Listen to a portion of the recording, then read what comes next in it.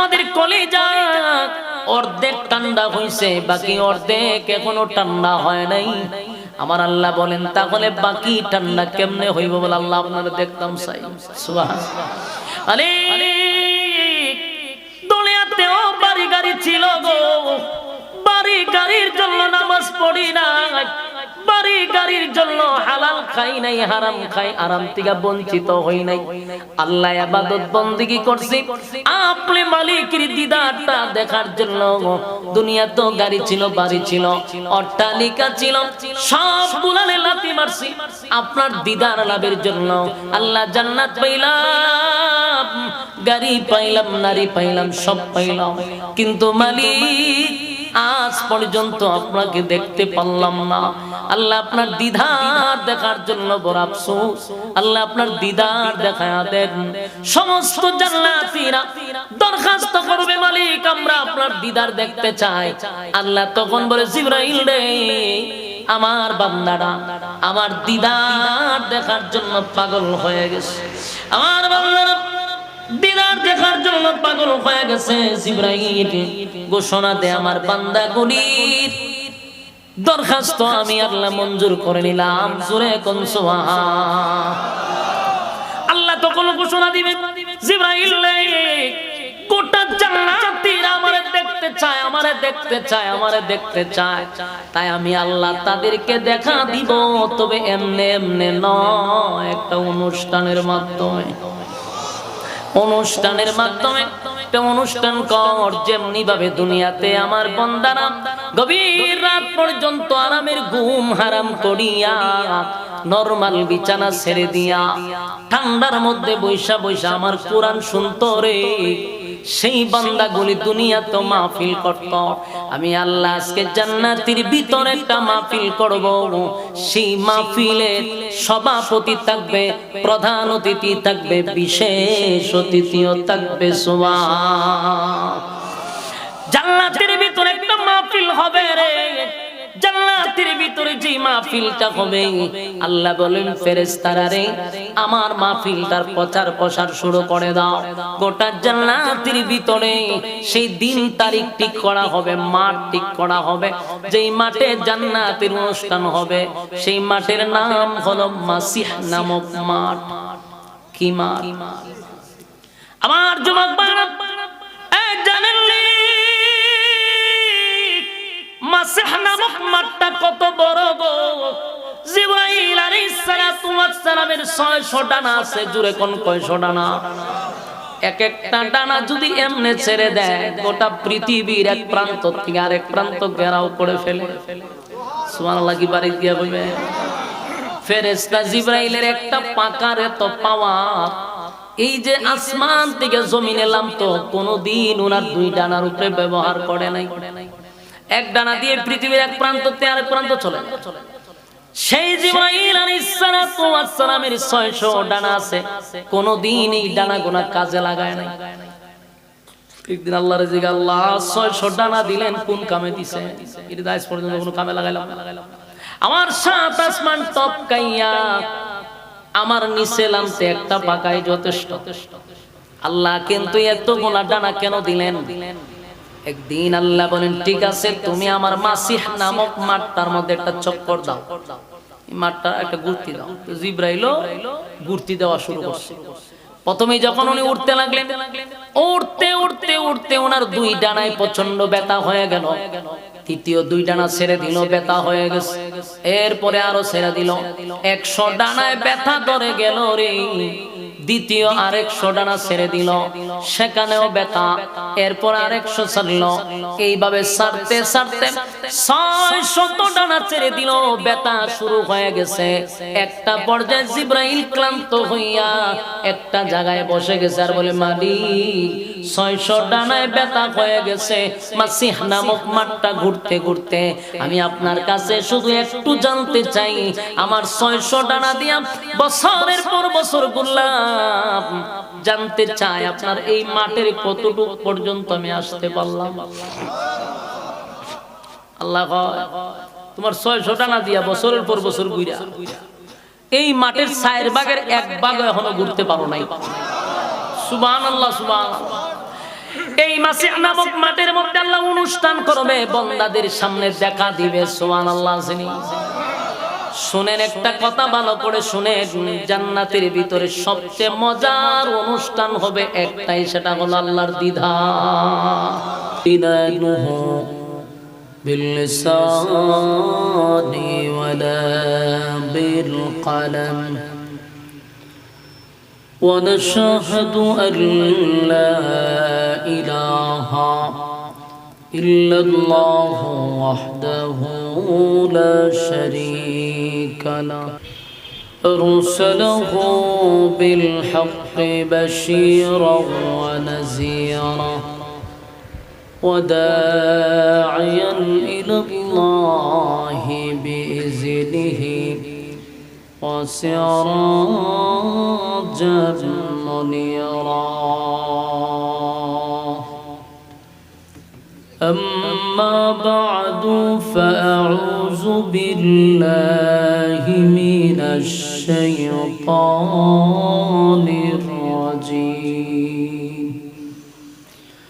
بسم الله الرحمن الرحيم الرحمن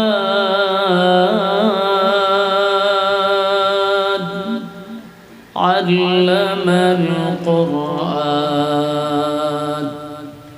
خلق الإنسان علمه البيان صدق الله العظيم সূরা আর রহমান সূরাটা অত্যন্ত পরিচিত সূরা এবং সূরাটা অত্যন্ত ফজিলতপূর্ণ একটি সূরা, আপনাদের কাছে প্রসিদ্ধ একটি সূরা। যে সূরাটা এত ফজিলতপূর্ণ যে এই সূরাটা এত আকর্ষণীয় একটা সূরা যে এই সূরাটাকে বলা হয় জান্নাতের ইসলামী সঙ্গীত। সুবহানাল্লাহ, জান্নাতের ইসলামী সঙ্গীত বলা হয়। কেন? এই সূরাটা আল্লাহ নিজে জান্নাতীদেরকে বইলা শোনাবে। কোরআনে আরো অনেক সূরা আছে, কিন্তু আল্লাহ সূরা আর রহমান বান্দাদেরকে পড়ে শোনাবে। এজন্য সূরাটা এত আকর্ষণীয়। তো এই সূরা থেকে যদি আমরা আলোচনা করি তাহলে আমরা যে কথাগুলি আমাদের বুঝতে হবে মনোযোগ সহকারে। প্রথমত আমরা সূরাটার প্রথম 3টা আয়াত আমরা পড়ি, তারপরে এর অর্থগুলো আপনারা একটু ফলো করুন। আল্লাহ বলেন আর রহমান আল্লামাল কুরআন খালাকাল ইনসান। আর রহমান দয়ালু আল্লাহ, আল্লামাল কুরআন শিক্ষা দিলেন কোরআন, খালাকাল ইনসান সৃষ্টি করলেন মানুষ। এখন শুধু অর্থ পড়েন, দয়ালু আল্লাহ শিক্ষা দিলেন কোরআন, সৃষ্টি করলেন মানুষ। অর্থগুলা আমি আবারও আপনাদেরকে শোনাচ্ছি একটা পয়েন্ট ধরার জন্য। দয়ালু আল্লাহ শিক্ষা দিলেন কোরআন, সৃষ্টি করলেন মানুষ। বলুন তো দেখি, আল্লাহ আগে দুনিয়াতে মানুষ পাঠাইছে না কোরআন পাঠাইছে? মাশাআল্লাহ, মাশাআল্লাহ, অভিজ্ঞ শ্রোতা আপনারা। অনেক জাতি কোরআন বলে, আল্লাহ মানুষ আগে দুনিয়ায় পাঠাইছে, আর কোরআন বহু পড়ে, খালি পড়ে না, বহু পড়ে। রাসূলের 40 বছর পূর্ণ হওয়ার পরে হেরা পর্বতে আল্লাহ কোরআন নাযিল করেছেন, আর মানুষ বহু আগে। কিন্তু অর্থের দিকে একটু খেয়াল করে, দয়ালু আল্লাহ শিক্ষা দিলেন কোরআন, সৃষ্টি করলেন মানুষ। আগে কোরআন শিক্ষা দিয়েছে, পরে মানুষ বানাইছে। কোরআন শিক্ষার কথাটা আগে আসছে, মানুষ বানানোর কথাটা পরে আসছে। প্রশ্ন হইল, আমরাও জানি মানুষ অনেক আগে আসছে, কোরআন পরে আসছে, কিন্তু কোরআনের শিক্ষা দিছি, মানুষ বানাইছি। কোরআন শিক্ষা আগে আনলো কেন, মানুষ বানানোটা পরে আনলো কেন? তাহলে কি বাস্তবতার সাথে মিল নাই? আল্লাহর কথার মধ্যে কোনো ঝামেলা আছে? অর্থ ঠিক আছে, সবই ঠিক আছে, কিন্তু আমাদের বুঝতে হবে। এই জন্যই কোরআন হাদিস একটু রিসার্চ করা দরকার, স্টাডি করা দরকার। বাংলা সব পড়ে তো আপনি বুঝবেন না। এখানে আল্লাহ রাব্বুল আলামিন কোরআনের শিক্ষাটাকে আগে আনছে, মানুষ বানানোটা পড়ে। এখন আপনি যদি কোন বলে হ কোরআন তুলে আগে আসছে, মানুষ পড়ে আসছে, তাহলে বুঝার কমতি আছে। আসুন আল্লাহ কোরআন শিক্ষার কথা আগে কেন বললেন, তাফসীর কারকরা কি বলেন?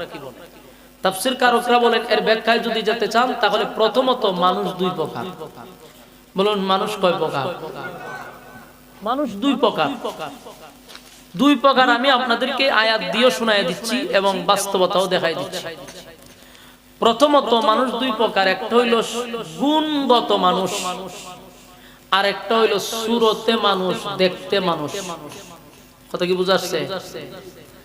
আমরা ছোটবেলায় যখন মাদ্রাসায় যাইতাম না, স্কুলে না যাইতাম, পলায় আয়সা পড়তাম, তখন আমাদের বাবা অথবা চাচা অথবা দাদা অথবা দাদিরা আমাদেরকে বলতো যে ভাই লেখাপড়া কইরা মানুষের মতো মানুষ হও।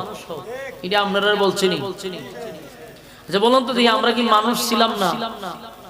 একটু আওয়াজ দিয়ে মানুষ ছিলাম না? মানুষ হওয়ার পরও কয় তোমরা মানুষের মতো মানুষ হও। তাহলে আমরা মানুষ হওয়া সত্ত্বেও আমাদের গার্জিয়ানরা আমাদেরকে বলছে লেখাপড়া করে মানুষ হও। তার মানে আমরা যে মানুষ লেখাপড়া ছাড়া, এটা হলো সুরতে মানুষ। মানুষের ঘরে জন্ম নিলেই মানুষ দেখা যায়, কিন্তু এটা গুণগত মানুষ না, এটা সুরতে মানুষ। আর আল্লাহ বলেন কি শুনেন, আল্লাহ বলেন ওয়ালাকাদ কাররামনা বানি আদম। আদমের সম্মান মর্যাদা সমগ্র সৃষ্টি জগতের চেয়ে বেশি। এটা আল্লাহ বলছেন, সমগ্র সৃষ্টি জগতের মধ্যে মানুষের সম্মান বেশি, শ্রেষ্ঠত্ব বেশি। আবার আরেক জায়গাতে আল্লাহ বলেন উলাইকা কাল আনআম বাল হুম আযাল। মানুষ চতুষ্পদ জানোয়ারের চেয়ে নিকৃষ্ট। তাহলে আল্লাহ এক জায়গায় বললেন সৃষ্টির শ্রেষ্ঠ, আরেক জায়গায় বলেন চতুষ্পদ জানোয়ারের চেয়ে নিকৃষ্ট, কুকুর বিড়ালের চেয়ে আমরা আরো নিকৃষ্ট। আল্লাহ কিন্তু উলাইকা কাল আনআম এখানে রাখে নাই। যদি এখানে বলতো উলাইকা কাল আনআম, তাহলে এই কুকুর বিড়ালের সমান অথবা চতুষ্পদ জানোয়ারের সমান। আল্লাহ কয় সমান না, বাল হুম আযাল, তারা এর থেকে নিকৃষ্ট। তাহলে এক জায়গায় সম্মানের সর্বোচ্চ জায়গায় নিল, আর এক জায়গায় কুকুর বিড়ালের চেয়ে নিকৃষ্ট বানাইলো। ঘটনাটা কি? ঘটনাটা ওই যে জায়গাতে আবার আসে মানুষ দুই প্রকার। যে কথা বলতেছিলাম যে কোন কারণে মানুষ সৃষ্টির শ্রেষ্ঠ আর কোন ব্যর্থতার কারণে মানুষ চতুষ্পদ জানোয়ার হয়ে যায়, এই বিষয়টা আমাদের খুব জানা দরকার। সম্মানিত সুধী, আসুন এর আগে আমরা দুইটা আয়াত শুনবো, এই আলোচনাটা বুঝতে সুবিধা হবে। আল্লাহ বলেন ولقد زرعنا لجهنم كثيرا من الجن والإنس। এখানে আল্লাহ বলেন বহু জিন এবং মানুষকে আগুন দিয়া জ্বালাবো। এর আগে আসুন আরো দুইটা আয়াত শুনি, তাহলে আরো সুবিধা হবে। أفحسبتم أنما خلقناكم عبثا وأنكم إلينا لا ترجعون।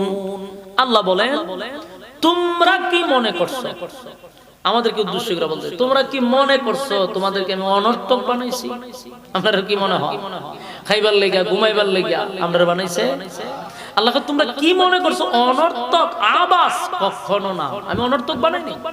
কারণ আপনি যদি প্রশ্ন করেন তাহলে আল্লাহ কেন বানাইছেন, এটার জবাব আল্লাহ দিয়েছে وما خلقت الجن والإنس إلا ليعبدون।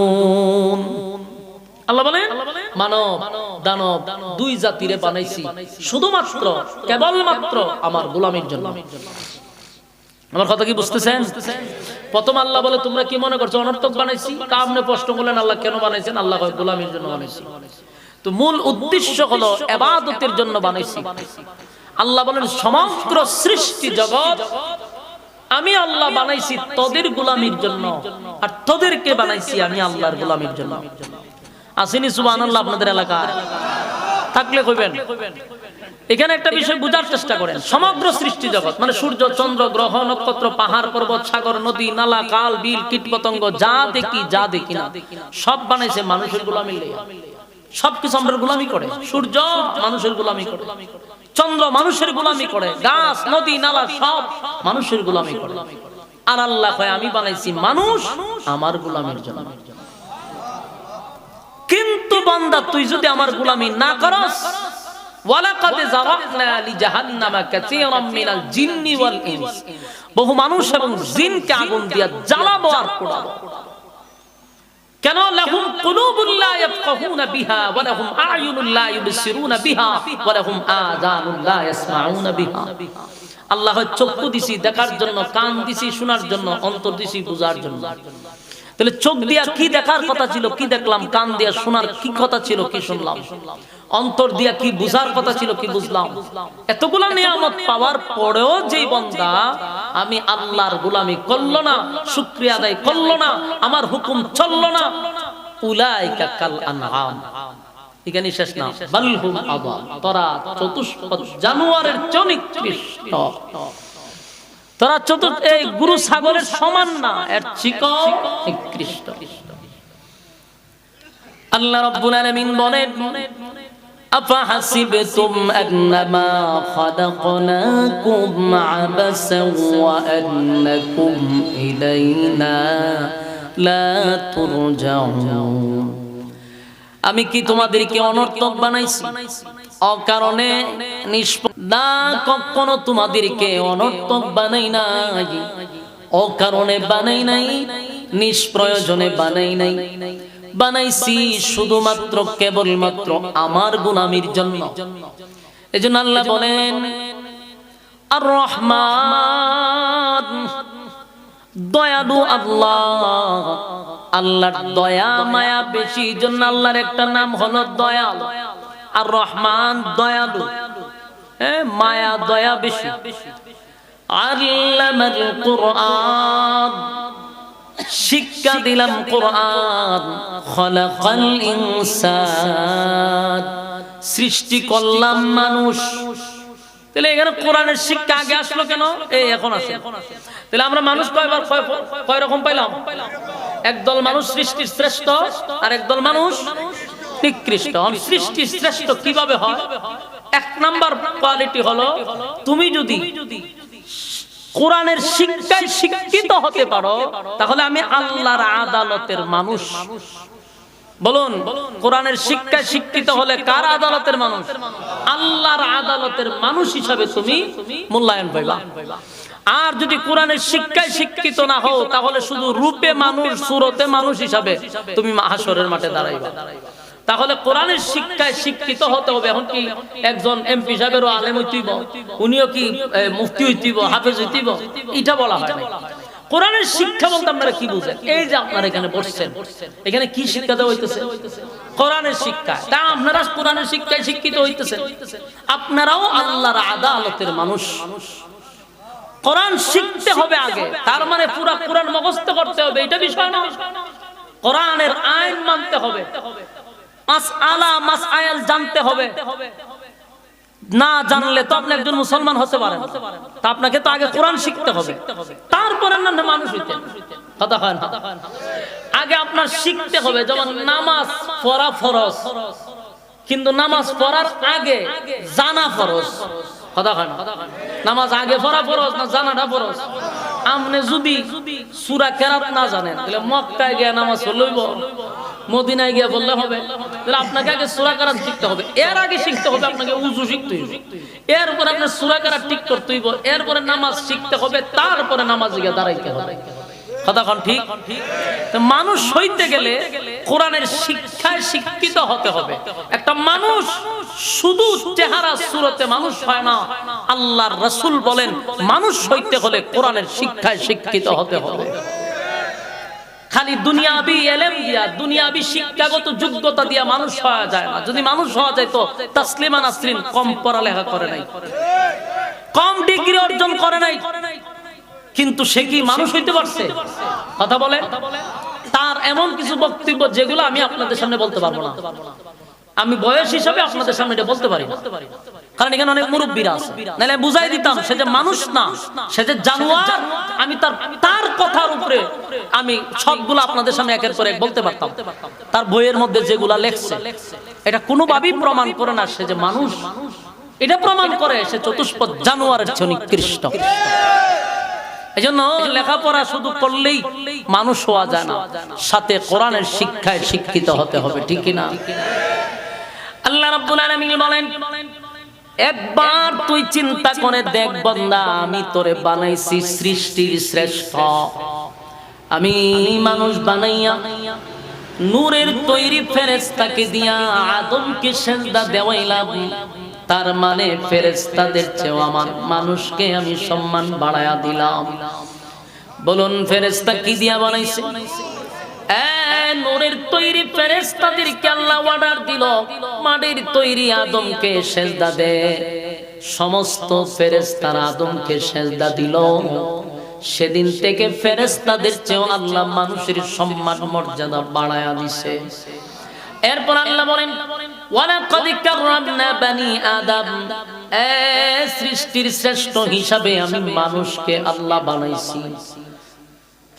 সম্মানের দিক দিয়ে মানুষ, আমার যুবক ভাইরা, মানুষকে আল্লাহ এত সম্মান আর এত মর্যাদা দিল। এখানেই শেষ না, আল্লাহ বলেন গোটা সৃষ্টি জগতের মধ্যে আমি মানুষকে সুন্দর করে বানাইছি। সুবহানাল্লাহ বলেন। সৃষ্টি জগৎ তো অভাব নাই, কিন্তু মানুষের চেয়ে সুন্দর আমি আল্লাহর কাউরে বানাই নাই, বানাই নাই, বানাই নাই। মানুষ তোরে এত সুন্দর করে বানাইছি, তাকায়া দেখ। অনেক সময় মানুষ সুন্দর হইলে বলে লোকটা বড় সুন্দর, ফেরেশতার মতো। আসলে কোরআনে কোথাও নাই ফেরেশতা সুন্দর। মেয়েরা যদি সুন্দর হয় মানুষ কইরা পরীর মতো সুন্দর। কোরআনের কোথাও পরী সুন্দর এমন কথা আল্লাহ বলে নাই। কিন্তু কোরআনে একটা দুইটা নয় গো, চার চারটা কসম করছে আল্লাহ যে মানুষ সুন্দর কইরা বানাইছি। সুবহানাল্লাহ। আল্লাহ বলেন ওয়াত্তিন, তিন ফলের কসম। ওয়াজ্জাইতুন, জাইতুন ফলের কসম। ওয়াতুর সিনিনা, সিনাই পর্বতের কসম। ওয়াহাজাল বালাদিল আমিন, পবিত্র মক্কা নগরীর কসম। চারটা কসম করছে আল্লাহ। এরপরে বলেন লাকাদ খালাকানাল ইনসানা ফি আহসানি তাকওয়িম। চারটা কসম করে আল্লাহ বলেন, এই চারটা কসম কাটছি বললে শুন, মানুষের চেয়ে সুন্দর আমি আল্লাহ কাউরে বানাই নাই, বানাই নাই, বানাই নাই। তিন ফলের কসম, জাইতুনের কসম, সিনাই পর্বতের কসম, মক্কা নগরীর কসম। মানুষের চেয়ে সুন্দর আমি আল্লাহ কোনো প্রাণী বানাই না। তাহলে মানুষ তোমার এই কেন সুন্দরের বর্ণনা দিছে? মানুষ তোমার সৃষ্টির শ্রেষ্ঠ বানাইলো। আল্লাহ কয় মানুষ তোরে নিজের হাত বানাইছি।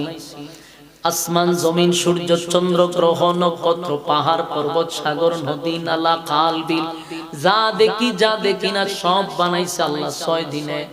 কিন্তু মানুষ 3.5 হাত তোরে বানাইতে আল্লাহর 6 সেকেন্ড তো লাগে না।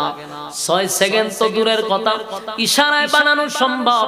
কিন্তু মালিক বলেন না বান্দা না, তোরে 6 দিনও বানাই নাই, 6 মাসও বানাই নাই, 6 মাসও বানাই নাই।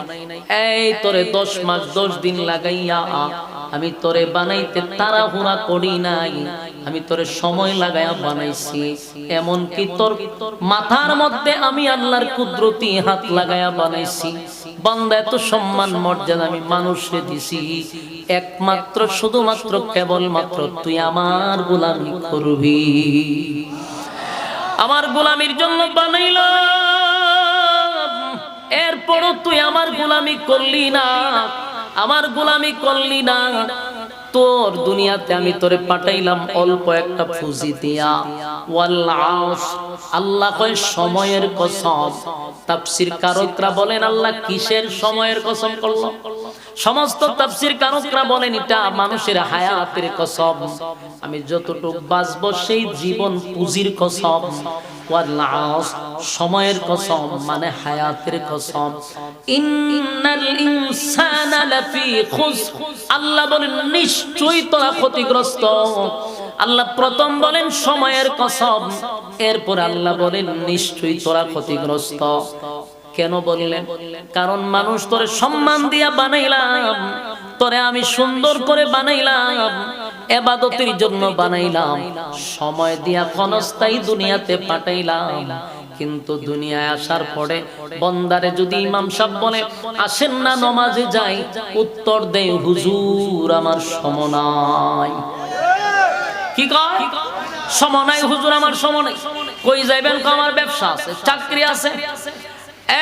যারে বলছে সময় নাই, সময় নাই, এই লোকটা দেখবেন ঘন্টার পর ঘন্টা মোবাইলে সময় দেয়, ঘন্টার পর ঘন্টা বন্ধুর আড্ডায় সময় দেয়, চাকরিতে সময় দেয়, ব্যবসাতে সময় দেয়, স্ত্রী সন্তানদের সময় দেয়, সব সেক্টরে সময় আছে রে, সময় নাই শুধু আল্লাহর বেলা। আল্লাহ কয় আমার দেওয়ার সময় আমারে দিলি না, আমার দেওয়ার সময় তুই আমারে দিলি না। বন্দারে সময়ের মালিক তো আমি, আমার দেওয়ার সময় তোর হয় না। সারাদিন ব্যস্ত থাকস কিন্তু নামাজের সময় হইলে তোর সময় নাই, কোরআনের তেলাওয়াতের সময় সময় নাই, ইবাদত বন্দেগীর সময় নাই। কিন্তু যাই না মালাকুল মউত আজরাইল যেদিন তোর কাছে পাঠায়া দিব, সেদিন একটা সেকেন্ড তোর সময় দেওয়া হবে না। সেদিন পারলে কইেন যে আজরাইল আমার সময় নাই, পরে আসেন, মানব? প্রতিদিন মালাকুল মউত আজরাইল আপনার সামনে 5 বার, আমার সামনে 5 বার আসে, প্রতিদিন আসে। আজকেও আসছে, প্রতিদিন সাক্ষাৎ করে। আমরা যেটা জানি আজরাইল মানুষের জান কবজ করে, এটাও ভুল। একজন ফেরেশতা জান কবজ করে না, এটা আপনাদের সারা জীবন ধরে শুনাইতেছেন। আজরাইল একটা ফেরেশতার নাম। মালাকুল মউত বলবেন কি? মালাকুল মউত বলতে আজরাইলের একটা বিশাল পার্টি আছে ফেরেশতাদের। দেখবেন কোরআনে কোথাও আজরাইল নাই, সব জায়গায় মালাকুল মউত লেখা, আজরাইল নাই। কারণ আজরাইল একজন ফেরেশতা। এই জন্য প্রতিটা মানুষ যার জান কবজ করবে তার জন্য একজন ফেরেশতা কিন্তু বরাদ্দ আছে। আপনার ছবি সহ, নাম সহ, ঠিকানা সহ সব তার কাছে দেওয়া আছে। সময় যেদিন হয়ে যাবে সেদিন একটা সেকেন্ড আপনারে দেওয়া হবে না। অথচ বান্দা শুন, আমি তোর সময় দিয়া বানাইলাম, আমার সময় দিলি না। ঘন্টার পর ঘন্টা আড্ডায় চলো, বন্ধু বান্ধবের আড্ডায় চললে ঘন্টার পর ঘন্টা চলে যায়। আমার জন্য, দিনের জন্য তোমার সময় নাই। আল্লাহ একবার ভাইবা দেখ, ফেরেশতাদের চতর দাম বাড়ায়া দিছি। বান্দা, কুল কায়নাতরে বানাইছি তোর গোলামির জন্য, আর তোরে বানাইছি আমার গোলামির জন্য, আমার গোলামির জন্য। এত নিয়ামত দেওয়ার পরও যদি তুই আমার গোলামি না করস, তুই কি বান্দা মনে করছো আমি তোরে ছেড়ে দিব? আপনারা কি মনে হয় আল্লাহ ছেড়ে দিব? শুনেন এরপর আল্লাহ কি বলে, কুল্লু নাফসিম বিমা কাসাবাত রাহিনা। আল্লাহ বলেন প্রত্যেকটা মানুষ, বলুন প্রত্যেকটা মানুষ, নারী হোক পুরুষ হোক, প্রত্যেকটা মানুষ আমি আল্লাহর সামনে একদিন দাঁড়াইয়া পাই পাই পাই করে হিসাব দিতে হবে। কুল্লু নাফসিন বিমা কাসাবাত রাহিনা। প্রত্যেকটা মানুষ আমার সামনে দাঁড়াবে এবং পাই পাই করে হিসাব দিবে। হিসাব না দিয়া সামনে আগানো যাবে না। হাসরের মাঠে 3টা দল হবে। জোরে কোন কয়টা? 3টা দলের মধ্যে আল্লাহ বলেন, ইল্লা আসহাবাল ইয়ামিন।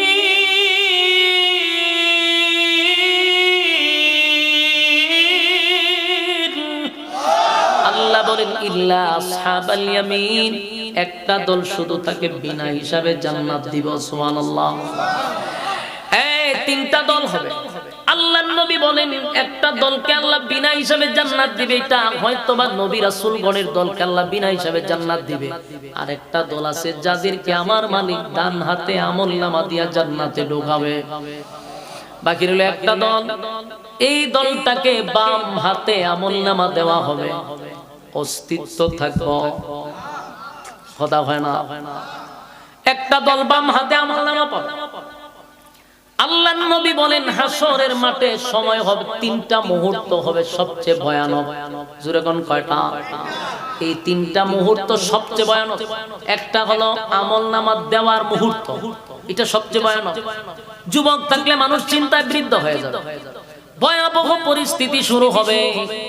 আরেকটা হলো মিজানের পাল্লায় আমলনামা ওজন দেওয়ার সময় মানুষ চিন্তিত। 3 নাম্বার হলো ফুলসিরাতের পুলের উপরে মানুষ ব্রিজ যদি পার হতে পারে জান্নাত, নিচে পড়লে জাহান্নাম। 3টা মুহূর্ত হবে ভয়ানক। আর ওই 3টা মুহূর্তে 2টা দণ্ডে আল্লাহ জান্নাত দিয়া দিব। জোরে কোন সুবহান। এবার একটা দল বিনা হিসাবে জান্নাতি, আরেকটা দল ডান হাতে আমলনামা পাবে, আরেকটা দল বাম হাতে আমলনামা পাইয়া যখন ফুলসিরাতের কোলে উঠবে তখন নিচে পড়ে যাবে। আর আল্লাহ বলেন ইন্না জাহান্নামা কানাত মিরসাদা, নিশ্চয় জাহান্নাম উৎপেতে বসা, লিত্তাগিনা মাআবা, সীমা লঙ্ঘনকারীদের ধরার জন্য, লাবিসিনা ফিহা আহকাবা, যুগের পর যুগ অবস্থান করবে, লা ইয়াযুকুনা ফিহা বারদান ওয়ালা শারাবা, সেখানে পানির কোনো ব্যবস্থা করা হবে না, ইল্লা হামিমা ওয়া গাসসাকা, পানি দেওয়া হবে সেটা হবে তোমার শরীরের রক্ত পুজ আর বিষাক্ত পানি, যেটা পান করলে অস্তিত্ব থাকবে না। জাযাআ ওয়াফাকা, আল্লাহ তখন রাগান্বিত হইয়া বলবে এখন মজা বুঝো বান্দা কেমন লাগে। আমার যুবক ভাইরা, এই আরেকটা দল ডান হাতে আমলনামা পাইয়া আনন্দে লাফাইতে থাকবে, আনন্দে লাফাইতে থাকবে। আল্লাহ জিগায়া তো আনন্দ কেন? বলে আল্লাহ ডান হাতে আমলনামা পাইছি। আমরা জানি গো ডান হাতে আমলনামা পাইলে জান্নাত পাবো, তাই আনন্দে লাফাইতে থাকবে। আল্লাহ তখন বলবে বান্দা দাঁড়া, আমলনামা পাইয়া তো খুশি, জান্নাতের ভিতরে তো এখনো ঢোকো নাই, তাহলে শোনো জান্নাতে ঢোকার আগে আগে আমি তোমাদেরকে স্পেশাল কিছু নিয়ামত দেব। এর মধ্যে 1 নাম্বার হলো যা দুনিয়াতে কোনোদিন চেখে পায় নাই, এমন কি নবী রাসূলরাও যদি চাইতো আল্লাহ দুনিয়াতে দিত না, এবং চাইলেও আপনি পাবেন না। আমরা যে চাইলে পাবো না এটা আমরা এখনো জানি, এখানে বসে বুঝতেছি যদি চাইলে পাওয়া যাবে না, কিন্তু মনে মনে আমরা সবাই চাই। এটা অদ্ভুত একটা বিষয়, আপনি আবার চেষ্টা করেন বোঝা। চাইলে পাবো না আমরা জানি, কিন্তু আমরা চাই, প্রতিদিন চাই, প্রতি সেকেন্ডে চাই, মনে মনে এটাও জানি যে কিয়ামতের আগে পাবো। তাহলে চাই কেন বলি? এটা মানুষের স্বভাব, আমরা চাই পাবো না। আল্লাহ হয় কোন নবী কিন্তু জান্নাতে ঢুকলে আমি না চাইতে দিয়া দিব। সুবহানাল্লাহ। জান্নাত আপনার যাওয়ার আগে আপনার চাওয়া লাগবে না, এটা আল্লাহ এমনি দিয়ে দিবে। তাহলে শুনুন কি কি দুনিয়াতে চাইলে পাওয়া যায় না আর কি কি না চাইলে জান্নাতে দিবে, শুনবেন। 1 নাম্বার হলো দুনিয়াতে কোনো মানুষ কি মরতে চায়? কথা হয় না? কেউ মরতে চায়? আমি চাই না, আপনারা তো চানই না, আমিও চাই না মরতে, বাস্তব চাই। তাহলে আমরা কিন্তু যদি আল্লাহর কাছে দোয়া করি আল্লাহ আমারে মরণ দিয়ে না, এটা কি কবুল হইব? একেবারে মক্কায় গিয়ে দোয়া করলে কাম হইব? কিন্তু আমরা যে মরণ লাগবে এটা 100%, কিন্তু আমরা মরতে চাই না। বলুন আমরা মরণ যে লাগবে এটা 100% জানি, কিন্তু এরপর আমরা মরতে চাই না। দেখেন কি অদ্ভুত, মরতে হবে 100% কিন্তু মরতে চাই না। আল্লাহ হয় জান্নাতে ঢোকার সাথে সাথে আর কোনোদিন তুমি মরবা না, মরণ নাই। 1 নাম্বার হলো আর মরবি না। দুনিয়াতে আমরা সবাই মরব কিন্তু মরতে চাই না, আর জান্নাতে ঢোকার সাথে সাথে আল্লাহ কয় মরণ নাই। সুবহানাল্লাহ। এটা 1 নাম্বার। 2 নাম্বার হলো দুনিয়াতে কেউ বৃদ্ধ হইতে চায়। আপনারা কি বুড়ো হইতে চান? আমিও চাই না, আপনারাও চান না, কেউ বৃদ্ধ হতে চায় না। দেখবেন অনেক বৃদ্ধ মানুষ সাদা দাড়ি লইয়া গিয়া ঢুকে সেলুন, ওমা বাইরে এসে খালা হইয়া তো জিগেলাম চাচা এই অবস্থা করে, কারণে বেশি বুড়া দেখা যায়। তার মানে চাচা মিও বুড়ো হইতো চায় না, মানে কেউই চায় না বুড়া হইতে, নিজের পরিপাটি করে রাখে। বাস্তব না বাস্তব? কিন্তু সে যে বুড়া হবে এটা সেও জানে। কি অদ্ভুত, বুড়া হব জানি তারপরও বুড়া হতে চাই না। আল্লাহ জান্নাতের ভিতরে বুড়া হবি না। সুবহানাল্লাহ।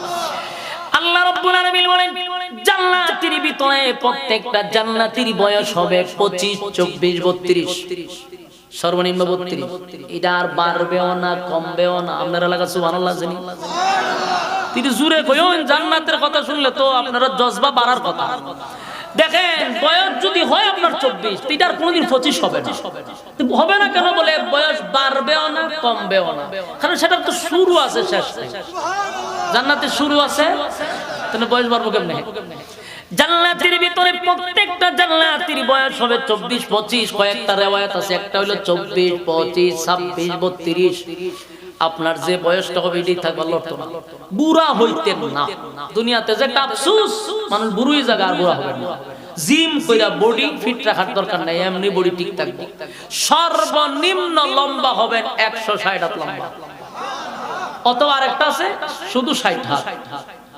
কথা বুঝতেছেন লম্বা হবেন তাহলে বডিটা কি তুইবা এটা হলো আদম নবীর বডি সুবহানাল্লাহ আদম নবীর মতো বডি হবে আর যুবক থাকবেন বৃদ্ধ হবেন না এগুলো আমরা দুনিয়াতে চাই কিন্তু পাইতাম না এটা জানি 3 নাম্বার হলো মানুষ যদি কালা হয় এই মানুষটা কি কোনোদিন সুন্দর হয় এক কালো মানুষ কোনোদিন সুন্দর হয়েছে শুনছেন কথা কয় না ক্রিম ট্রিম মাইকা এখন কিছু কালা মাইয়ারা সুন্দর হয় কিন্তু এটা আল্লাহর উপর দিয়া অবার পণ্ডিতি আল্লাহর উপর দিয়া পণ্ডিতি চলে তখন কি হয় লাস্টে জানেন না যখন আল্লাহর উপরে পণ্ডিতি করে কিছুদিন দলা হয় সাদা হওয়ার পরে এরপরে স্কিন ক্যান্সার হয়ে গেছে বাস্তব না বাস্তব বহু মানুষের স্কিন ক্যান্সার হয়ে গেছে আল্লাহর উপর দিয়া যারা পণ্ডিতি করে তাহলে কালো মানুষ কোনোদিন সুন্দর হবে না ওইলে তো বেলালি সুন্দর হয়েছে তো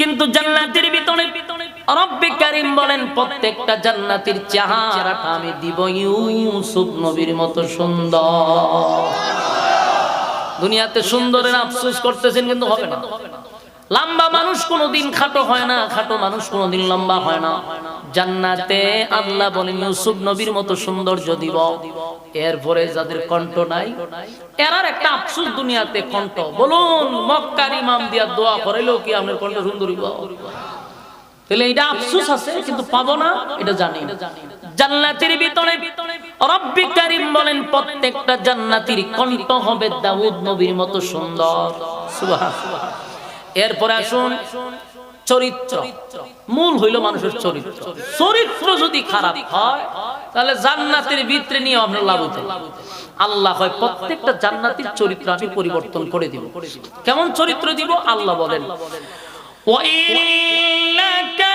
লা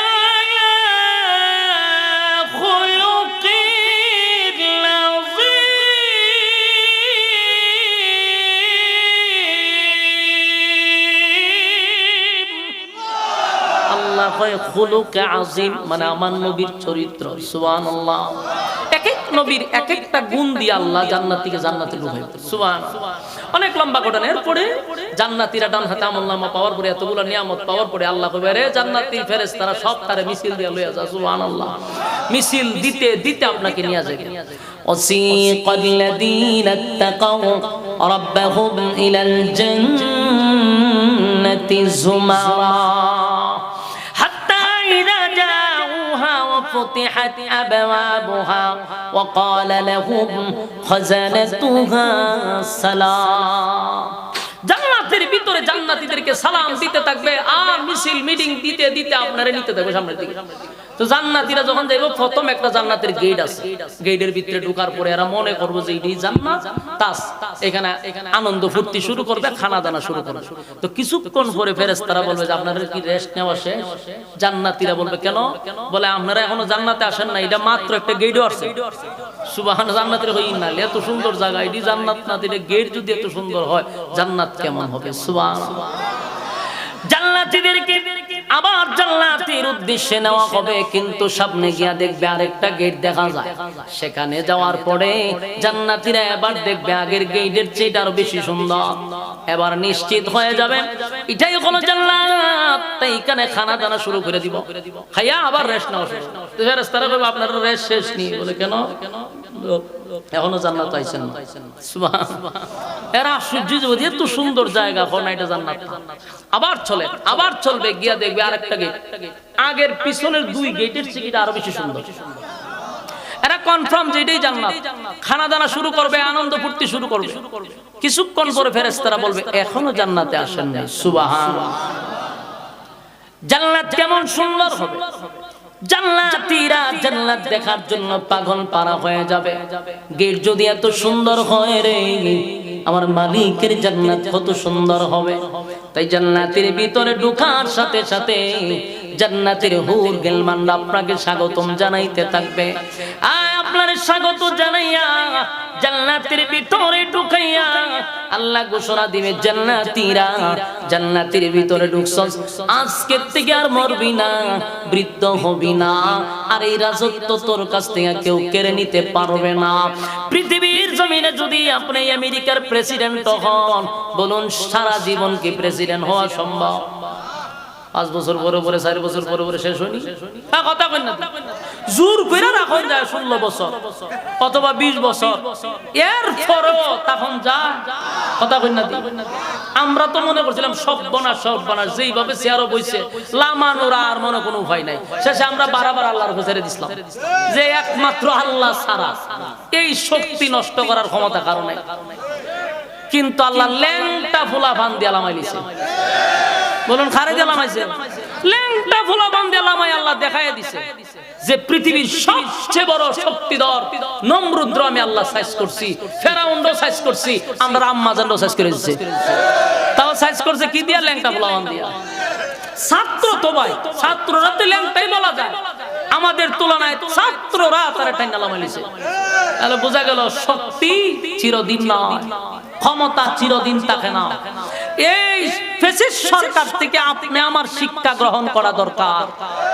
ইজ্জতের মালিক আল্লাহ, বেইজ্জতের মালিক।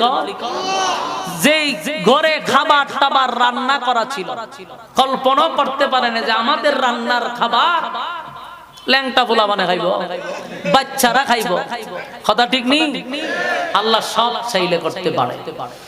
আমার যুবক ভাইরা, জান্নাতের ভিতরে জান্নাতীদেরকে আল্লাহ বলবে, জান্নাতীরা রে শুন, আজকে জান্নাতে ঢুকাইলাম, আর কোনদিন জান্নাত থেকে বাহির হবি না, চিরস্থায়ী জান্নাত তোদেরকে দিয়া দিলাম। আর এক একটা জান্নাতীর বউ থাকবে কমপক্ষে 72টা। সুবহানাল্লাহ। যে আসতে কইলেন না এমপি সাহেবের দীক্ষা, তাই না? আল্লাহ কইছে 72টা বউ দিব, তাও নিম্ন স্তরের জান্নাতি, কোন রকম জান্নাত গেছে। ভিআইপি জান্নাতি হলে বউয়ের কোনো অভাব নাই। সুবহানাল্লাহ। জান্নাতের ভিতরে বউ দিবে কমপক্ষে 72টা। আল্লাহ বলেন একটা জান্নাতীর রাজত্ব হবে পৃথিবীর 10টা পৃথিবীর সমান। এখন জান্নাতীরা জান্নাত পেয়ে খুব খুশি, আনন্দ ফুর্তি করতেছে, অনেক দিন চলাফেরা করতেছে। একদিন আল্লাহ জিগায়, রে কিতা খবর, কেমন লাগলো? আল্লাহ খুব ভালো লাগছে, আমি যা যা ওয়াদা করছিলাম তা পাইছো? আল্লাহ পাইছি, তবে আপনি যা কইছেন তার থেকে 97 গুণ বেশি পাইছি। সুবহানাল্লাহ। কিন্তু আল্লাহ একটা বিষয় আমরা আপনার কাছে জানা, বলে কি? বলে আমরা সব পাইলাম ঠিকই, যার জন্য এত কিছু করলাম তার তখনও পাইলাম। সুবহানাল্লাহ। নামাজ পড়ছেন কার জন্য? রোজা রাখছেন কার জন্য? ইন্না সলাতি ওয়া নুসুকি ওয়া মাহইয়ায়া ওয়া মামাতি লিল্লাহি রাব্বিল আলামিন। সুবহানাল্লাহ। আমার নামাজ, আমার রোজা, আমার হজ, আমার যাকাত লিল্লাহি রাব্বিল আলামিন, সব আমার রবের জন্য। সেদিন মানুষ বলবে, মালিক তাহাজ্জুদের সময় ঠান্ডা পানি দিয়া গভীর রজনীতে প্রচন্ড ঠান্ডার মধ্যে পানিতে ধরা যায় না গো, এত ঠান্ডা পানি, সেই পানি দিয়া উযু করলাম, সেই পানি দিয়া উযু করিয়া তাহাজ্জুদে দাঁড়াইয়া আপনার কুদরতি পায়ে সেজদা দিলাম। আল্লাহ, যার জন্য এত কিছু করলাম, আজকে জান্নাত পাইলাম, আল্লাহ রাজত্ব পাইলাম, কিন্তু যার জন্য গভীর রজনীতে দাঁড়াইয়া কান্নাকাটি করলাম, সেই মালিকের সাক্ষাৎ কিন্তু এখনো পাই নাই। গোটা জান্নাত পাই আপনি তো খুশি হবেন না, জান্নাতের নিয়ামত পাই অত খুশি হবেন না। মালিকের দিদারের যে মজা জান্নাতে আর কিছু নাই, কিছু নাই। সুবহানাল্লাহ। এবার আল্লাহ ঘোষণা দিয়েছে জিবরাইলকে প্রচার কর। দুনিয়ার যেমন মাহফিল প্রচার প্রসার করেন না, আল্লাহ কয় প্রচার কর, সব ফেরেশতাদেরকে জানায় আমি মাহফিল করব। জান্নাতের ভিতরে সব ফেরেশতাদেরকে জানানো হলো, সবাই প্রচার প্রসার করলো। এবার জিবরাইল আল্লাহ প্যান্ডেল তো বানতে হবে, বলে কি দিয়া প্যান্ডেল বানবো? আল্লাহ কয় আমার নূর দিয়া প্যান্ডেল বানা। সুবহানাল্লাহ। স্টেজ বানাবো, আমার নূর দিয়া স্টেজ বানায়া দে। স্টেজ আল্লাহর নূর দিয়া বানানো হবে, প্যান্ডেলটাও আল্লাহর নূর দিয়া বানানো হবে। এবার সব সেটিং হয়ে যাওয়ার পরে শ্রোতাদের বসার জন্য একটা একটা করে চেয়ার থাকবে। দুনিয়াতে নরমাল জায়গায় বসে আছেন, জান্নাতের ভিতরে প্রত্যেকটা জান্নাতীকে একটা করে চেয়ার দেওয়া হবে। এই চেয়ারের তো তামাম পৃথিবী বিক্রি করলেও চেয়ারের পায়ার সমতুল্য হবে না। এত দামি চেয়ার দেওয়া হবে বান্দাদেরকে, বান্দারা চেয়ার নিয়ে বসে থাকবে। এবার স্টেজের মধ্যে তিনজন মাত্র অতিথি থাকবে, সভাপতি, প্রধান অতিথি, বিশেষ অতিথি, বাকি সব থাকবে শ্রোতা। আর স্টেজে শুধু থাকবে সমস্ত নবী রাসূলগণ। 2,24,000 মাথান্তরে পয়গম্বর নবী রাসূলরা স্টেজে বসবে, তাও স্টেজের নিচে বসবে। আর তিনজন অতিথি থাকবে, তিনটা চেয়ার থাকবে সবচেয়ে বড়। এর মধ্যে শ্রোতারা থাকবে প্যান্ডেলে, স্টেজের মধ্যে আবার শ্রেণী বাই শ্রেণী আছে। নবীরা থাকবে এক কাতারে, রাসূলরা থাকবে আরেক কাতারে। সুবহান। সেই মাহফিলে আল্লাহ বলবেন ফেরেশতা জিবরাইল, সেই মাহফিলে বিশেষ বক্তা হিসেবে তুমি দাওয়াত দিবা দাউদ আলাইহিস সালাতু ওয়াস সালামকে। সুবহানাল্লাহ। দাউদ আলাইহিস সালাতু ওয়াস সালামকে দাওয়াত দিবা রে বিশেষ বক্তা হিসাবে। এরপর আল্লাহ বলেন দাউদ নবী বিশেষ বক্তা, আর প্রধান অতিথি যিনি থাকবেন সমস্ত নবী কুলের সম্রাট, সমস্ত রাসূলগণের রাসূল নবী মুহাম্মদুর রাসূলুল্লাহ সাল্লাল্লাহু আলাইহি ওয়াসাল্লাম জান্নাতের প্রধান বক্তা থাকবে। জোরে কোন সুবহানাল্লাহ। আল্লাহ বলেন সভাপতি স্বয়ং আমি আল্লাহ থাকবো। আল্লাহ নিজে ওই মাহফিলের সভাপতি থাকবে। বলুন ওই মাহফিলটা কেমন মজা হবে। সুবহানাল্লাহ। ওই মাহফিলও থাকতে সামনে আপনারা। সভাপতি কে হবে? আল্লাহ নিজেই সভাপতি, আর প্রধান অতিথি হইল আমার রাসূল, বিশেষ অতিথি হইল দাউদ নবী। এবার আল্লাহ বলবেন দুইজন আল্লাহর রাসূল এবং দাউদ নবী দুইজন বসা থাকবে দুই চেয়ারে। আমরা যারা নবীর উম্মত আমরা হবে দেখছো আমাদের নবীর কত সম্মান। আজকের প্রধান অতিথি আমাদের নবী, আমরা তখন গর্ব করব, সবার মধ্যে আমরা অহংকার দেখাবো। আমরা নবী হইল প্রধান বক্তা, দাউদ নবী হইল বিশেষ বক্তা, এখনো সভাপতি আসে নাই। যেই মাত্র আল্লাহ সভাপতির চেয়ার খালি, মালিক আসবে 70,000 পর্দা, বান্দাদের মাঝখানে আর আল্লাহর মাঝখানে 70,000 পর্দা, এক একটা পর্দা সরতে থাকবে। যেই মাত্র পর্দা সরে যাবে, সুবহানাল্লাহ সুবহানাল্লাহ। আমি ওয়াজ করে কিতা বুঝাবো? এই ওয়াজ মুখ দিয়া কইরা বোঝানোর মতো কোনো ক্ষমতা আমার আপনার নাই। সেটা জান্নাতে গেলে বুঝতে পারবেন সেই অনুষ্ঠানটা কেমন হবে। সুবহানাল্লাহ। তো এই যে জান্নাতের যে ওয়াজ আপনি শুনছেন, জান্নাতের মধ্যে আমরা যতটুকু পাইছি যে সারা জান্নাতের ভিতরে যত নিয়ামত আছে, সবচেয়ে বড় নিয়ামত হলো আল্লাহর দ্বিধার। এর থেকে মজার কোথাও নাই। তো জান্নাতীরা তাকায়া থাকবে আমাদের নবী আর হইল গিয়া দাউদ নবী, দুইজন বসা। আল্লাহ পর্দা সরাইতেছে কয়টা? 70টা পর্দা সরায়া যখন আল্লাহ বান্দার সামনে দাঁড়াবে, সুবহানাল্লাহ সুবহানাল্লাহ, তখন আল্লাহ নিজে একটা সালাম দিবে, বান্দাদেরকে সালাম দিবে। সুবহানাল্লাহ। তাহিয়াতুহুম ইয়াওমা ইয়ালকাউনাহু সালাম।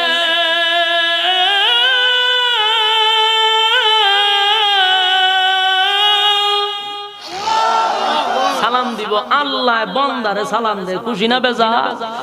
আল্লাহ যখন সালাম দিব বন্দারা আল্লাহর দিকে হাজার হাজার বছর তাকাই থাকবে, খালি দিদার দেখতে থাকবে। সুবহানাল্লাহ, সুবহান। হুশ জ্ঞান নেই, মালিকের দিদার দেখতে থাকবে। একটা চন্দ্র যখন আকাশে চন্দ্র ওঠে তখন কি আমরা দেখতে কোনো কষ্ট হয়? সারা বাংলাদেশে সবাই দেখে না, কোনো কষ্ট হয় না। আল্লাহর দিদারটা এমনই, সবাই দেখবে। সুবহানাল্লাহ। শেষে আল্লাহ বসবে, বৈশাখ সভাপতির চেয়ারে থাকবে। তখন আল্লাহ বলবেন, অনুষ্ঠান শুরু হবে জিবরাইলের হামদে বাড়ি তালার মাধ্যমে, মানে আল্লাহর প্রশংসায় নাচ গাইবে জিবরাইল নিজে।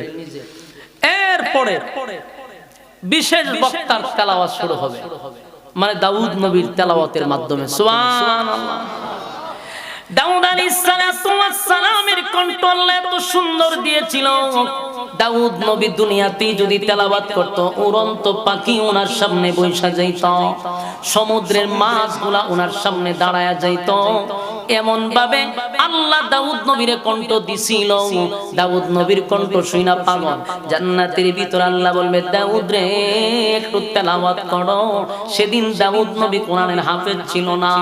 আল্লাহ যেই মাত্র বলবে তেলাওয়াত করো, আল্লাহ বলার সাথে সাথে দাউদ নবী কোরআনের হাফেজ হয়ে যাবে। সুবহান। দাউদ নবী সেদিন মুজাম্মিল থেকে তেলাওয়াত করবে, ইয়া আইয়ুহাল মুজাম্মিল, এখান থেকে তেলাওয়াত শুরু করবে। তেলাওয়াত চলতেই থাকবে, চলতেই থাকবে। দাউদ নবীর একটা কণ্ঠ থেকে 70 রকমের আওয়াজ বাহির হইতে থাকবে। জোরে জোরে কোন সুবহান। দাউদ নবীর কণ্ঠ শুনে মানুষ পাগল, উম্মত হয়ে যাবে রে, পাগলের মতো হয়ে যাবে। এত মজা, এত মজা, এত মজা, এত মজা। কণ্ঠ শুইনা মানুষ পাগল হয়ে যাবে। একটা কণ্ঠ থেকে 70 রকমের আওয়াজ বাহির হইতে থাকবে, 70 রকমের আওয়াজ বাহির হইতে থাকবে। দাউদ নবীর কণ্ঠ তেলাওয়াত চলতেই থাকবে, চলতেই থাকবে। মানুষও বলতে থাকবে, আল্লাহ এত মজা, এত মজা, বন্ধ কইরেন না, চলতেই থাকুক, চলতেই থাকুক। একটা পর্যায়ে আল্লাহ ডাক দিয়া বলবে, বান্দারে, বিশেষ বক্তার তেলাওয়াত শুইনা পাগল হয়ে গেলি, বিশেষ বক্তার তেলাওয়াত শুইনা পাগল হয়ে গেলি। বিশেষ বক্তার পরে যে প্রধান বক্তা আছে, প্রধান বক্তা এখনো তেলাওয়াত শুরু করে নাই। যেই প্রধান বক্তার উপর আমি কোরআন নাজিল করছি, সুবহানাল্লাহ। এবার প্রধান বক্তাকে অনুমতি দেওয়া হবে, প্রধান বক্তা আপনি তেলাওয়াত করুন। আমার নবীরে তেলাওয়াতের অর্ডার দেওয়া হবে। সেদিন প্রধান বক্তা, প্রধান বক্তা, প্রধান বক্তা তেলাওয়াত করবে সূরা ইয়াসিন থেকে। জোরে কোন সুবহান। আল্লাহর নবী তেলাওয়াত শুরু করবে, ইয়াসিন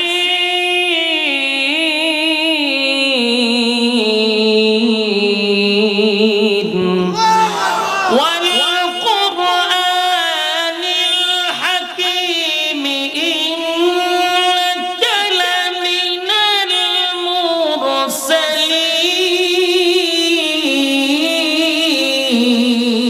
মুরসালিন আলা সিরাতিম মুস্তাকিম। এক তেলাওয়াত চলতে থাকবে আর মানুষ শেষ, মানে এমন অবস্থা হবে মানুষ আর মানুষের মধ্যে নাই। সুবহানাল্লাহ। কারণ দাউদের তেলাওয়াত থেকে 1000 গুণ বেশি সুন্দর, আমার নবীর তেলাওয়াত 1000 গুণ বেশি সুন্দর। তখন মানুষ বলতে থাকবে, আল্লাহ আর বন্ধ কইরেন না, চলতে থাক। সুবহানাল্লাহ। পাগল পাগল পাগল পাগল হয়ে যাবে তেলাওয়াত শুইনা, পাগল পাগল হয়ে যাবে। একটা সময় লং টাইম চলতেই থাকবে, চলতেই থাকবে। তখন আল্লাহ কয়, থাম বান্দা, এত লাফাইস না। আমার বন্ধুর তেলাওয়াত শুইনা পাগল হয়ে গেলি, প্রধান বক্তার তেলাওয়াত শুইনা পাগল হয়ে গেলি। এখন যিনি কোরআন নাজিল করছে, যিনি সমগ্র সৃষ্টি জগৎকে কণ্ঠ দিল, সেই মালিকের তেলাওয়াত কি তোমরা শুনতে চাও? সবাইরে যিনি কণ্ঠ দিল, কণ্ঠ যিনি দান করছে, উনার কণ্ঠ কেমন হবে? দেখি ওয়াজ করে আপনারা বুঝানি যাবে, এটা কি ওয়াজ করার কথা? আল্লাহর কণ্ঠ কেমন হবে এটাকে আমি বুঝাইতে পারবো? আমরা আমাদের কারীদের তেলাওয়াত শুনলে আমরা ফিট হয়ে যাই, ঠিক না? আল্লাহর দেওয়া কণ্ঠ দান করছে, এটা শুনে আমরা পাগল হয়ে যাই। আর আল্লাহ যখন তেলাওয়াত করবে, সুবহানাল্লাহ, সুবহানাল্লাহ, অবস্থা কেমন হবে? সুবহানাল্লাহ।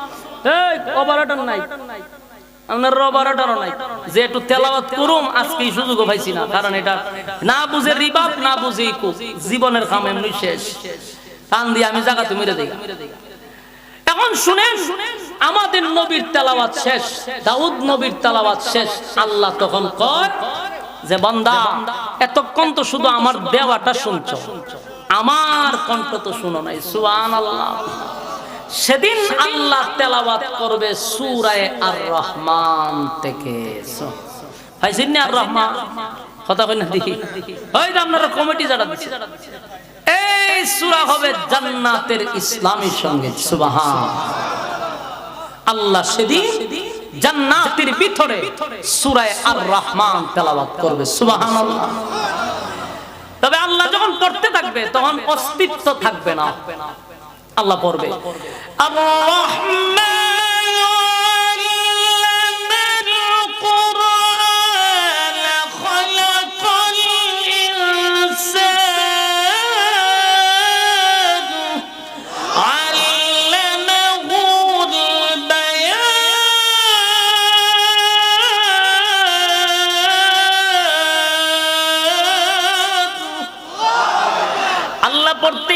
পড়তেই থাকবে সূরা আর রহমান। আল্লাহ বলবেন আল্লামাল কোরআন আর রহমান আল্লামনাল কোরআন খলাকাল ইনসান আল্লামাহুল বায়ান। তেলাওয়াত যখন করতেই থাকবে, মানুষের আর হুঁশ নাই, বছরের পর বছর চলে যাবে, শুধু মানুষ আল্লাহর দিদারের দিকে তাকায়া থাকবে। সুবহানাল্লাহ। মানুষের এমন অবস্থা হবে, মানুষের খবর নাই মালিকের তেলাওয়াত কেমন হবে আমি আপনাদেরকে ওয়াজ করে কোনোদিন বুঝাইতে পারবো না, কারণ আমরা মানুষের দেওয়াটাই শুনলাম। আল্লাহ যে কণ্ঠ দিল, সেই মালিকের কণ্ঠ কত সুন্দর। সুবহান।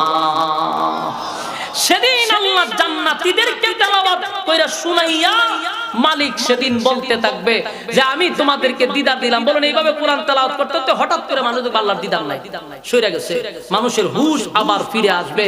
আমি আপনাদের কাছে জানতে চাই, সেই জান্নাতে বৈশা আপনারা কারা কারা কোরআনের তেলাওয়াত শুনতে চান? আত্মুল্লাহ দেখায়া দেন। লিল্লাহে তাকবীর, লিল্লাহে তাকবীর। শুনতে চান ইনশাআল্লাহ? শর্ত আছে না নাই?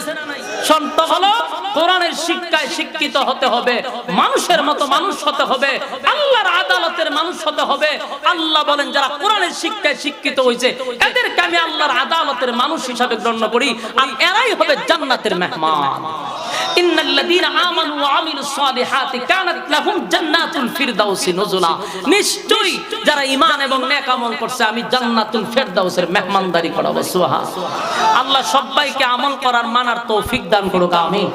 রব্বানা যালামনা আনফুসানা ওয়া ইন লাম তাগফির লানা ওয়া তারহামনা লানাকুনান্না মিনাল খাসিরিন। রব্বুল আলামিন, গভীর রাত হয়ে গেছে, নজুলের রহমতের সময়, দোয়া কবুলের সময়। আল্লাহ আপনার কতগুলি মায়ার বান্দাদেরকে নিয়া গভীর রাত নজুলের রহমতের সময় আপনার কুদরতি নজর দিয়ে একটু তাকান। কত সাদা সাদা দাড়িওয়ালা মুরব্বীরা হাত বাড়াইছে। আল্লাহ কত নওজোয়ান ভাইয়েরা হাত বাড়াইছে, ছোট ছোট মাসুম বাচ্চারা হাত বাড়াইছে, পর্দার আড়ালে আমার মা বোনেরা হাত বাড়াইছে। মাবুদ, আমি গুনাহগার, নাগান্দা, নাফরমান, নালায়েক, অযোগ্য, কিন্তু মুসাফির হালতে হাত বাড়াইছি। আল্লাহ আলেমদেরকে লইয়া আপনার দরবারে হাত বাড়াইছি। জীবনের সগীরা কবিরা, ইচ্ছা অনিচ্ছা, দেখাইয়া না দেখাইয়া, অঙ্গ পতঙ্গর দ্বারাই যত গুনাহ করছি সব গুনার উপরে লজ্জিত হইয়া আপনার দরবারে দুইটা ভিক্ষুকের হাত বাড়াইছি। আল্লাহ তামাম জিন্দেগির গুনার বোঝা লইয়া হাত বাড়াইছি। জীবনের সগীরা কবিরা, ইচ্ছা অনিচ্ছা, দেখাইয়া না দেখাইয়া যা গুনাহ করছি সব গুনার উপরে আমরা লজ্জিত, মাফ কইরা দেন। বাকি জিন্দেগি ইহদিনাস সিরাতাল মুস্তাকিম, সঠিক সরল রাস্তার উপরে চলার তৌফিক দেন। যেমনে চললে আপনি খুশি ওইভাবে জীবনটাকে পরিচালনা করার তৌফিক দেন। যেমনে চললে খুশি ওইভাবে চলার তৌফিক দান করেন। শয়তানের ওয়াসওয়াসা থেকে হেফাজত করেন। শয়তানের বিভিন্ন চক্রান্ত থেকে হেফাজত করেন। মানুষ শয়তান থেকে হেফাজত করেন। জিন শয়তান থেকে হেফাজত করেন। মানুষের দুশ্মনীর থেকে হেফাজত করেন। মানুষের চক্রান্ত থেকে হেফাজত করেন। আল্লাহ, আমরা যারা হাত বাড়াইলাম, আমাদের মধ্যে অনেকের মা নাই, বাবা নাই, দাদা নাই, দাদি নাই, নানা নাই, নানি নাই, আত্মীয় স্বজন যারা অন্ধকার কবরে চলে গেছে, জানি না গো আল্লাহ কোন অবস্থায় কোন হালতে আছে। মেহেরবানি করে জিন্দেগির গুনাহ মাফ করে দেন। আল্লাহ, আব্বা আম্মা দুনিয়ায় থাকতে আমাদেরকে যেভাবে লালন পালন করছে, নিজে না খাইয়া খাওয়াইছে, নিজে ভালো কাপড় পরিধান করে না আমাদেরকে পড়াইছে। আল্লাহ, আমাদের মুখে হাসি ফোটানোর জন্য জীবনের সর্বোচ্চ দিয়া করে গেছে।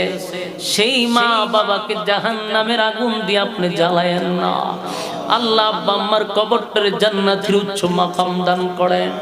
যারা বেঁচে আছে আব্বা আম্মা হায়াতে আমলে বরকত দান করেন, খেদমত করার তৌফিক দান করেন। আল্লাহ, আমরা যারা হাত বাড়াইলাম, তামাম জিন্দেগির গুনার বোঝা লইয়া হাত বাড়াইছি, আপনি যদি মাফ না করেন আমাদের কোনো উপায় নাই। আল্লাহ, গুনার কারণে আপনি আমাদের প্রতি রাগ করেন না। গুনার কারণে আমাদের প্রতি অভিমান করেন না। গুনার কারণে আমাদের প্রতি রাগ করেন না। রাগ কইরা ক্যান্সারের মতো রূপ দিয়েন না। গুনার কারণে প্যারালাইসিসের মতো রূপ দিয়েন না। গুনার কারণে কিডনি দুইটা নষ্ট কইরা দিয়েন না। গুনার কারণে চোখের পাওয়ার কমায়া দিয়েন না আল্লাহ। গুনার কারণে রাগান্বিত হইয়া গাড়ির সাক্ষাৎ তলে ফালাইয়া মাইরেন না। কুকুর বিড়ালের মতো রাস্তাঘাটে মাইরেন না। গুনার কারণে মানুষের সামনে লজ্জা দিয়েন না। ইজ্জতের জিন্দেগি চাই আপনার কাছে, ইজ্জতের জিন্দেগি চাই। বেজ্জতি জীবন থেকে আপনার দরবারে পানা চাই। ইজ্জতের জিন্দেগি দান করেন। গুনার কারণে আমাদের প্রতি আপনি রাগ করেন না আল্লাহ। আপনার মহব্বতের বান্দা হিসাবে কবুল করে নেন আল্লাহ। যেমনে চললে আপনি মালিক, আমাদের প্রতি খুশি।